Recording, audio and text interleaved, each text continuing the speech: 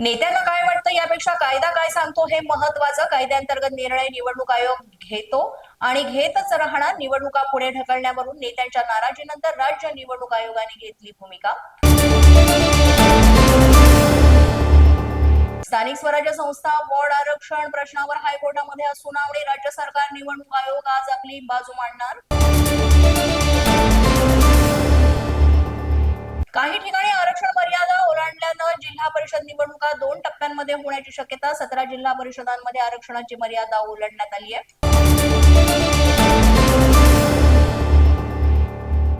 BMC निवडणुकीसाठी भाजपमध्ये इच्छुकांची गर्दी. 15 दिवसांमध्ये भाजपकडून 1800हून अधिक इच्छुकांच्या मुलाखती. एका वॉर्डमध्ये प्रत्येकी 7 ते 8 जण भाजपकडून इच्छुक.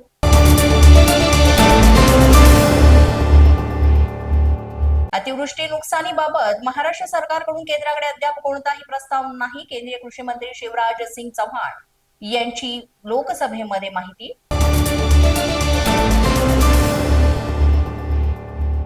अतिवृष्टीग्रस्तांच्या मदतीसंदर्भात केंद्राला अहवाल पाठवलाय. मुख्यमंत्री फडणवीसांनी दिली माहिती. तर प्रस्ताव पाठवल्यानंतरच केंद्रीय पथकाकडून पाहणी, मदत, पुनर्वसन विभागाचे स्पष्टीकरण.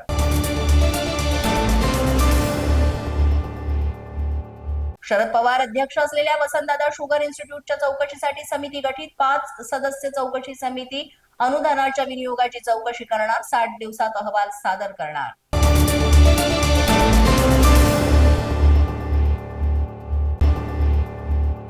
जिल्हा परिषदेच्या आधी महापालिका निवडणुका होण्याची शक्यता. राज्य निवडणूक आयोगाने 4 डिसेंबरला बोलावली महापालिका आयुक्तांची बैठक. 15 ते 20 डिसेंबर दरम्यान महापालिका निवडणुका जाहीर होण्याचा अंदाज.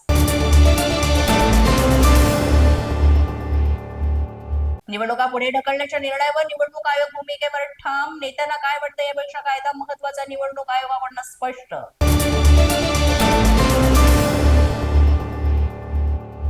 नागपुरात हिवाळी अधिवेशनाचा मुहूर्त ठरला. 8 ते 14 डिसेंबर दरम्यान हिवाळी अधिवेशन. कामकाज सल्लागार समितीच्या बैठकीत निर्णय. रविवारी सुद्धा अधिवेशनाचं कामकाज सुरू राहणार.